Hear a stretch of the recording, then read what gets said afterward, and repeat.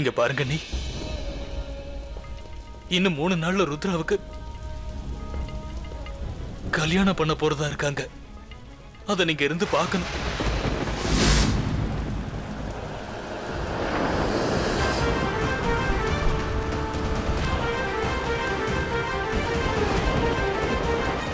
இந்தாங்க நீ. ருத்ரா, என் பையனுக்கு கல்யாணம் ஆக போதா? நான் உடனே அவனை பார்த்தாகணும். ஏற்பாடு பண்ணுங்க.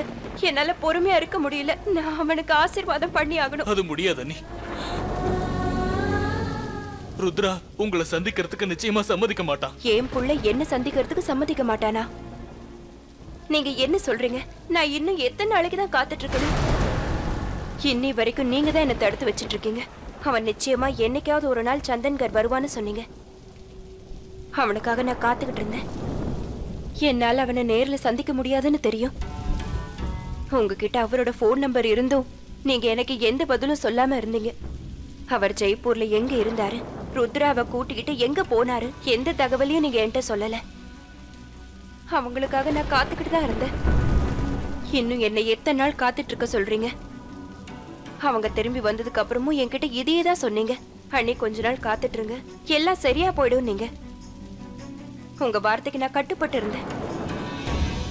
ஆனா இனிமே என்னால அது முடியாது. அவனை பார்க்காம என்னால இருக்க முடியாது. நானும் ஒரு மனுஷி தானே.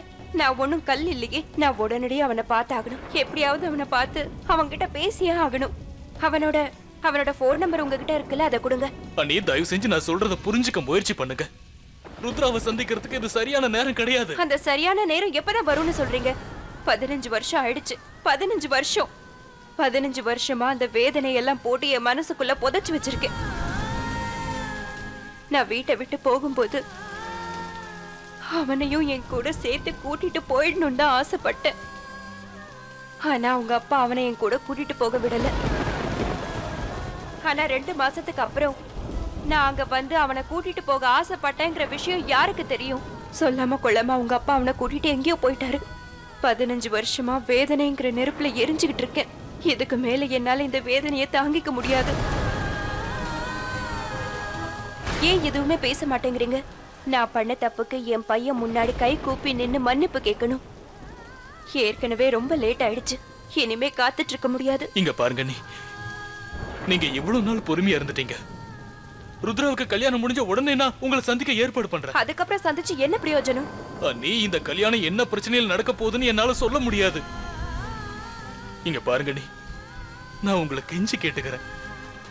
இத்தனை வருஷமா அவனுக்காக பொறுமையா இருந்த நீங்க ஒரு 4 நாளைக்கு பொறுமையா இருக்க கூடாதா? என்னோட அட்ரஸ் நீங்க எழுதிக்கங்க. நான் வேண்டாம், அது தேவையில்லை. நீ உங்க அட்ரஸ் எதுவும் எனக்கு தேவையில்லை. எங்க அண்ணனுக்கு மட்டும் இத்தனை வருஷமா நீங்க எங்க இருந்தீங்கிறதும் நான் உங்ககிட்ட பேசிக்கிட்டு இருக்கிறதும் ஒருவேளை தெரிய வந்துருச்சுன்னு சொன்னா அண்ணன் மனசு எவ்வளவு கஷ்டப்படும்னு உங்களுக்கு என்னால தெரிஞ்சிருக்கும்னு நினைக்கிறேன். அவர் என் மேல வச்சிருந்த நம்பிக்கையவே விட்டுடுவாரு. அது மட்டும் இல்ல, உறவுகள் மேல அவர் வச்சிருந்த நம்பிக்கையும் எனக்கு தூக்கி போட்டாரு. எனக்கு எந்த விஷயமும் தெரியாதுன்னு அவர் நம்பிக்கிட்டு இருக்காரு. இது மட்டும் தெரிஞ்சதுன்னா அவரோட நம்பிக்கையை உடைஞ்சு போயிடும். அண்ணி, எங்களை பொறுத்தவரை அவர் என் மேல வச்சிருக்கிற நம்பிக்கை தான் ஒரு பாலமா இருந்துகிட்டு இருக்கு. நீங்க எனக்காக ரொம்ப வேதனை அனுபவிச்சிருக்கீங்க. இதை நான் எப்படி தீர்க்க போறேன்னு தெரியல. இல்ல நீ, நான் இப்ப கிளம்புறேன்.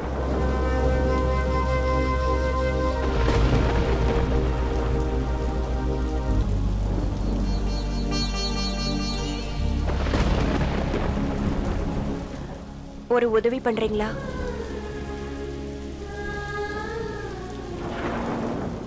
என் வருங்கால மருமகளுக்கு ஏன் சார்பா இதை கொடுத்துருங்க.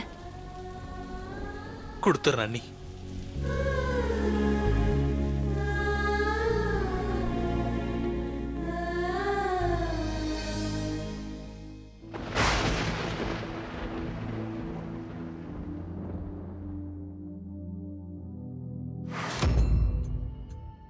இதெல்லாம் ருத்ரா அம்மாவோட நகைங்க.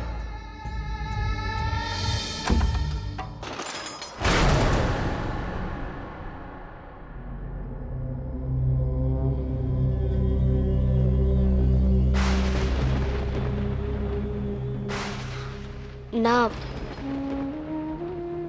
இந்த நகையை திருப்பி கொடுக்கறதுக்காக தான் வந்தேன். நீங்க என்ன மன்னிச்சிருங்க. எனக்கு இந்த நகையை உங்களுக்கு கொடுக்கறதுக்கு விருப்பம் இல்லைன்னு எனக்கு தெரியும். இருந்தாலும் இந்த நகையை நான் தாம்மா உங்ககிட்ட இப்ப மன்னிப்பு கேட்கணும். தப்பா நினைச்சுக்காத. நீ என்ன மன்னிச்சிருமா. நீங்க எதுக்காக என்கிட்ட மன்னிப்பு கேட்கணும்? இதுல உங்களோட தப்பு எதுவுமே கிடையாதே. என் பையன் ரொம்ப நல்லவன்மா. அவன் இப்படி மாறினதுக்கு காரணமே நான் தான். உன்னை காப்பாத்தாதான் அவன் கட்டாயப்படுத்தி உன்னை இங்க கூட்டிட்டு வந்தான். மிச்சம் மீதி இருந்த அவனோட மானத்தையும் நானே எனக்கு இழுத்து விட்டுட்டேன். உனக்கு ஞாபகம் இருக்குன்னு நினைக்கிறேன். நீ என் வருங்கால மருமகனை பொய் சொல்லிட்ட. அதை மட்டும் அன்னைக்கு இந்த வீட்டுல சொல்லாம இருந்திருந்தா இன்னைக்கு உங்க 2 பேருக்கு இப்படி ஒரு பிரச்சனை ஏற்பட்டிருக்காது. உங்களை பத்தி நான் எந்த குறையும் சொல்ல மாட்டேன். என்னை காப்பாத்தணுங்கிறதுக்காக தான் நீங்க அந்த சமயத்துல அப்படி சொன்னீங்கன்னு எனக்கு தெரியும். ஆனா உங்க பையன் ஒவ்வொரு விஷயத்திலும் என்கிட்ட போய் சொல்லியிருக்காரு. என்னோட சொந்தக்காரங்க எல்லாரும் என்ன கொலை செய்ய நினைக்கிறதா உங்க புள்ள சொல்றாரு. அவங்க எல்லாருமே என்ன கொலை செய்ய தேடிக்கிட்டு இருக்காங்களாம். அவங்க கிட்ட இருந்து காப்பாத்துறதுக்காக தான் என்ன இங்க கொண்டு வந்து வச்சிருக்காரா. இது எவ்வளவு பெரிய போய் தெரியுமா?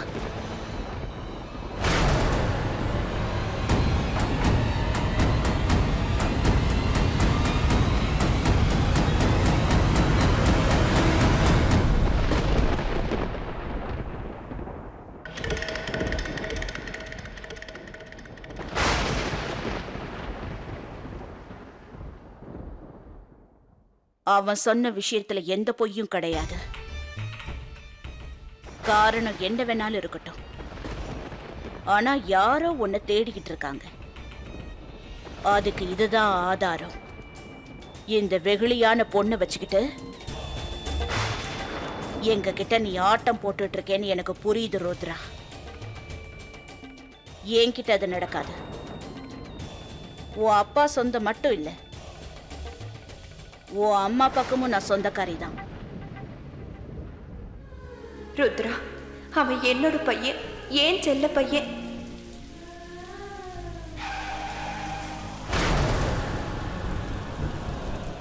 அம்மா, பிஎஸ்டி ஆளுங்க நிக்கிறாங்க.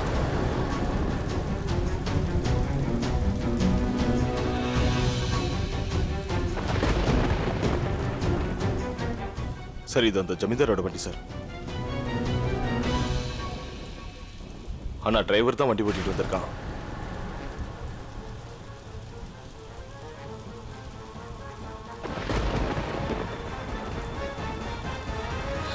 இப்ப அந்த துர்காதேவி தான் நம்மளை காப்பாத்தணும். அங்க பாத்தீங்களாமா, அவர் தான் பிஎஸ்டி ஆபீசர். எதுக்கு பயப்படுற? நாம தப்பு செய்யாதப்போ எதுக்கு பயப்படணும்? எந்த காரணமும் இல்லாம நம்மள ஒண்ணும் பண்ண முடியாது. நீங்க தைரியமா இருக்கீங்க, என்னால இருக்க முடியலமா.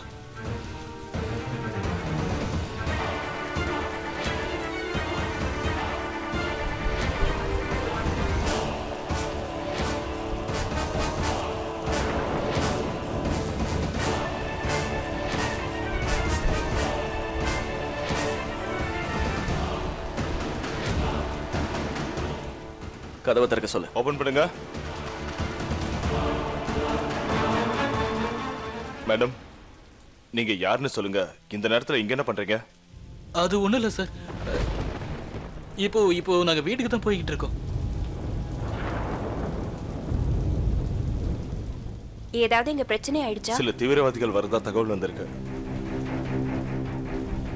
அதனாலதான் எல்லா வண்டியும் நிறுத்தி செக்அப் பண்ணிட்டு இருக்கோம். ஆமா, இந்த வண்டி ஜமீன்தாரோட வண்டி தானே? ஆமா. நீங்க யாரு சார்? இவங்களுக்கு தெரியாதா? இவங்க தான் ஜமீன்தார் அம்மா. இந்த ஊர் ஜமீன்தார் ஐயாவோட மனைவி இவங்க. நாங்க உங்க வண்டியை சோதனை போடணும். டிக்கி தர.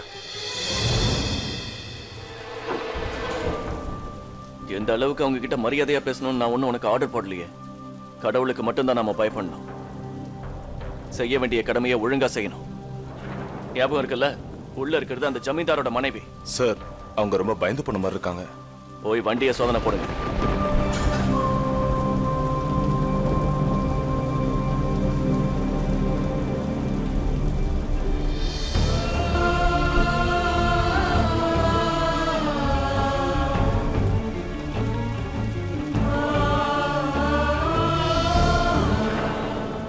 செக் பண்ணிட்டேன் சார்.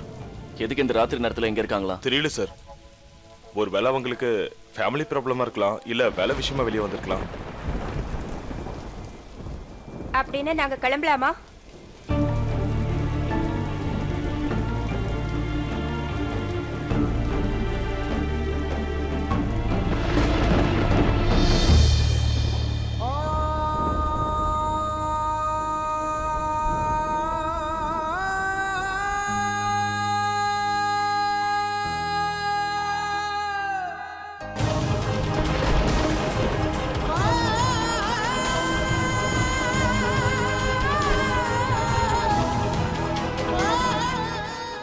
வண்டி எடு.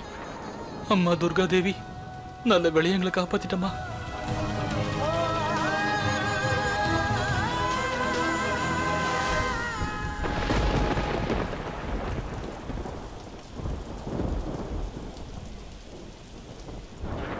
என்னாச்சு சார்?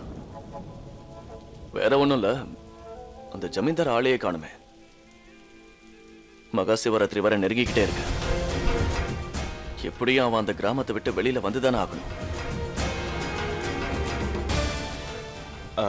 பார்வதி உண்மைய சொல்லுவா. உண்மைய சொல்லியே ஆகணும். அவகிட்ட இருந்து உண்மையை வரவழைப்ப.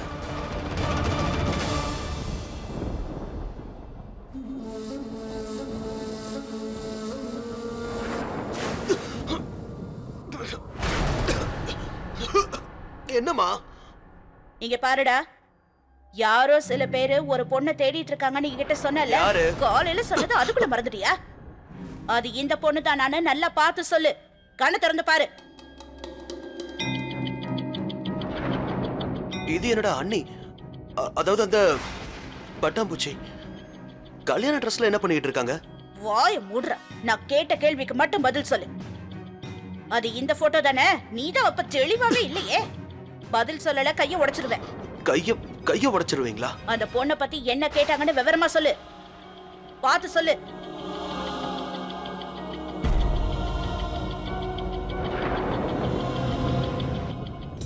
இதோ பாரு தம்பி, அந்த பொண்ணோட பேர் என்னன்னு உனக்கு தெரியுமா? பாதுகோன், தீபிகா பாதுகோன்.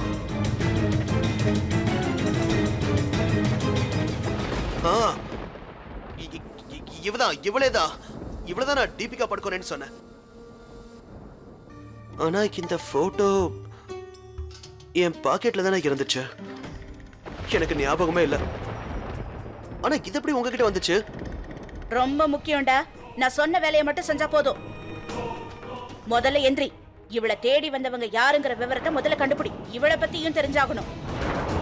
என்னையே எதிர்த்து பேசுற அளவுக்கு வந்துட்டால. இவளோட சுயரூபத்தை நான் வெளியில கொண்டு வரேன். யாராவது இவளை அடையாளம் கண்டுபிடிப்பாங்க. அதுக்கப்புறம் எல்லா உண்மையும் வெளியில வந்துடும். சரிங்கம்மா.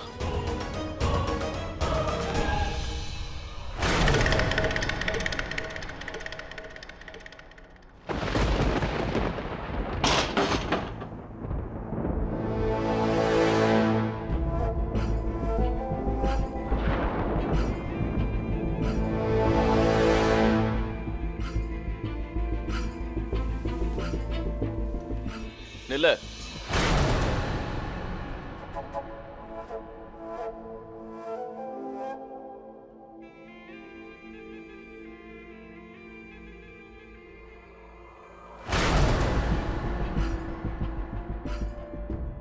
நான் நெல்லுன்னு சொன்ன உடனேயே நீ அப்படியே நின்னுட்டிய பாரு. இனிமே நீங்க என்ன அந்த பேரை சொல்லி கூப்பிடாதீங்க. ஏன்? என்னாச்சு? நீ உன் பேரை ஒண்ணு மாத்திடலையே பாரு. என்னுடைய பேர் அப்படிதான் இருக்கு. என் பேரை சொல்லி கூப்பிடுறதுக்கு உங்களுக்கு உரிமை இல்ல. உன் மேல எனக்கு எல்லா உரிமையும் இருக்கு. ஏன்னா நான் உனக்கு புருஷனாக போறவன். போதும், இதுக்கு மேல ஒரு வார்த்தை பேசாதீங்க.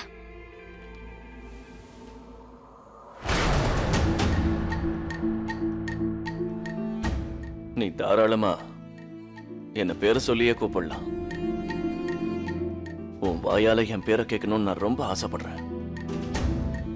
ருத்ரானு இல்ல நீ எப்பவும் போல ராட்சசன்னு கூட கூப்பிட, நான் அதை பத்திலாம் கொஞ்சம் கூட கவலைப்பட மாட்டேன். நீ எப்படி கூப்பிட்டாலும் அது எனக்கு சந்தோஷமா தான் இருக்கும்.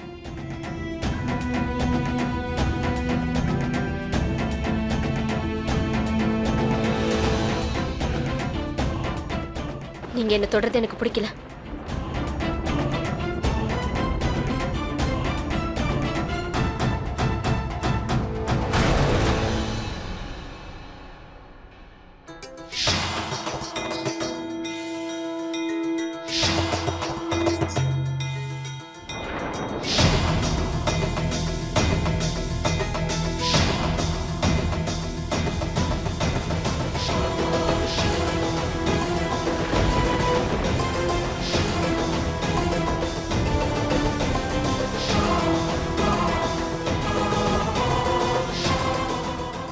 ஒன்னும் ஆசைப்பட்டு ஒன்னு தொடல. இதை கழட்டுறதுக்காக ரொம்ப கஷ்டப்பட்டுட்டு இருந்தியே.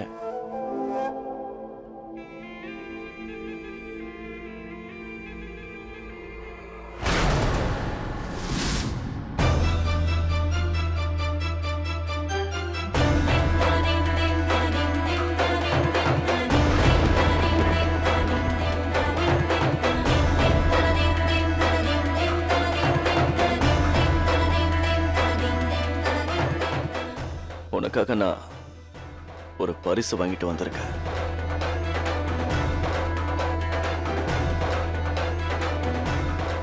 நீ இந்த வலையில போட்டுக்கணும். சைஸ் கரெக்டா இருக்கும்ல? ஏன்னா உன்னோட கையை நான் அடிக்கடி பிடிச்சிருக்கேன் இல்லையா?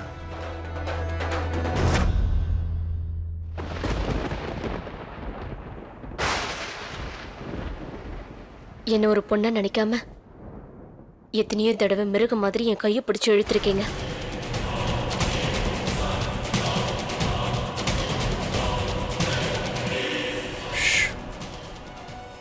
சும்மாரு.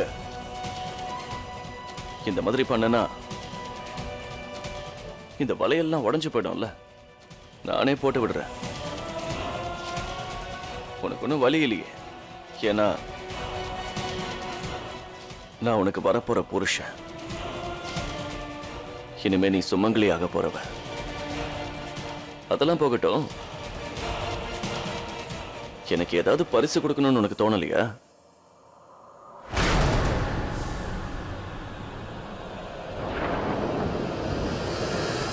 ஏன்பா ருத்ரா, அம்மாடி பார்வதி, இந்த வளையல் போடுற விளையாட்டெல்லாம் ரூம்ல போய் வச்சுக்க கூடாது. இங்கே எதுக்கு? ருத்ரா கல்யாண மாப்பிள்ள கொஞ்சம் அப்படி இப்படின்னு இருக்கதான் செய்வான். ஆனா நீ என்ன பண்ற பார்வதி? நீ அடக்கமா இருக்கணும்னு உன் அத்தை உனக்கு சொல்லி கொடுக்கலையா?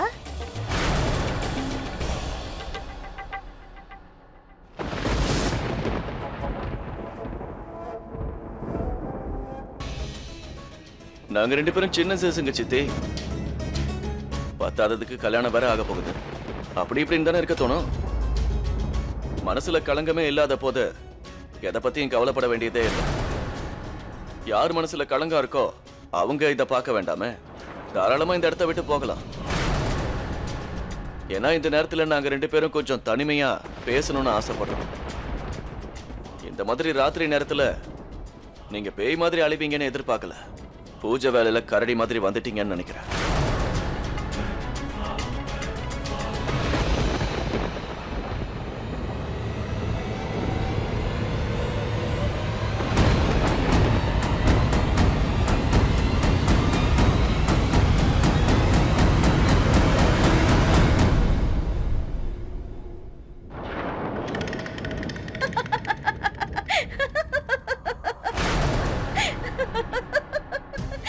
சின்னஞ்சிறுசுங்கல்ல? ஆமா, சின்னஞ்சிறுசுங்க தான். போட்டும். நான் மருமக கிட்ட ஒரு முக்கியமான விஷயத்த சொல்லிட்டு போலான்னு தான் வந்தேன். நம்ம வீட்ல ஒரு பூஜை ஏற்பாடு நடந்துகிட்டு இருக்கு. அது முடிஞ்சதும் நம்ம ஊர்வலமா வெளியில போகணும். ஊர்வலமா? ஆமாப்பா. ஓஹோ, நீதான் கல்யாண ஊர்வலம் எல்லாம் பார்த்தது இல்லைல்ல, அதான் கேக்குற. இந்த கிராமத்து பொண்ணுங்கெல்லாம் ஒன்னா சேர்ந்து பார்வதியை ஊர்வலமா கூட்டிட்டு போவாங்க. ஆட்டம் பாட்டம் நடக்கும். கிராமத்து பொண்ணுங்க இடையில ஊர்வலமா? ஆமா. என்னப்பா இந்த கல்யாணம் நல்ல அமர்க்கலமா நடக்கணும்னு நீ தானே ஆசைப்பட்ட. எந்த கிராமத்திலயும் இப்படி ஒரு கல்யாணம் நடந்திருக்க கூடாது. சாஸ்திர சம்பிரதாயத்தோட நல்லபடியா நடக்கணும்னு ஆசைப்பட்டல்ல. மருமகளே, போமா, நீ போய் ஒரு குளியல போட்டு தயாராயிட்டு வா. நாம ஊர்வலத்துக்கு போகணும்ல. ருத்ரா தம்பி, நீ போப்பா. இனிமே உனக்கு வேலை கிடையாது. ஏன்னா இந்த ஊர்வலத்துல பார்வதி மட்டும் தானே கலந்துக்க போறா.